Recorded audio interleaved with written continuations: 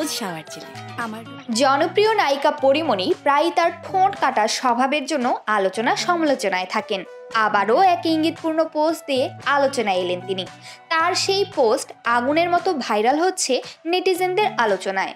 পরী post করে লিখেছেন, আজ এখন যাকে নিয়ে তোমার সুখ খুঁজে পাচ্ছ, দেখো সে যেন তোমার দুঃখের কারণ না হয় সোনা।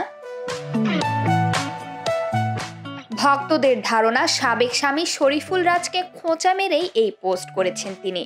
এই পোস্টের কমেন্টে ভক্তদের মিশ্র প্রতিক্রিয়া। কেউ বলেছেন পরী রাজকে ভুলতে না পেরে এমন পোস্ট করেছে। আরেকজনের মন্তব্য, রাজকে মিস করে কষ্ট না পেয়ে নিজে নিজেকে ভালোবাসুন। প্রসঙ্গত, রাজপরীর বিচ্ছেদের 2.5 বছর চলছে। গুনিন সিনেমায় একসঙ্গে কাজ করতে গিয়ে প্রণয় এবং সেই থেকে পরিণয় হয়েছিল সাবেক এই তারকা জুটির। 2021 সালের 17 অক্টোবর তাদের বিয়ে হয় এবং 2 বছর না গড়াতেই 2023 সালের সেপ্টেম্বরে আলাদা হয়ে যান তারা। সংসার জীবনে একমাত্র পুত্র সন্তান পুণ্যের জন্ম হয়, যে এখন পরীর কাছেই আছে। নানা সমালোচনার মধ্য দিয়ে বিচ্ছেদ হয় তাদের। অন্যান্য সহ অভিনেত্রীদের সঙ্গে রাজের নাম জুড়ে দিয়ে কাদা ছিটিয়েছিল পরী।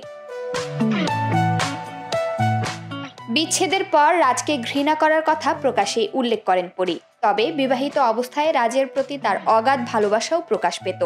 ভক্তদের মতে তাই হয়তো সন্তানের বাবাকে নিজের জীবন থেকে একেবারেই মুছে ফেলতে পারছেন না পরী। বিচ্ছেদের পর এক কন্যা সন্তানকে দত্তক নিয়েছেন তিনি। ছেলে মেয়েকে নিয়ে বর্তমানে একাই থাকছেন নায়িকা।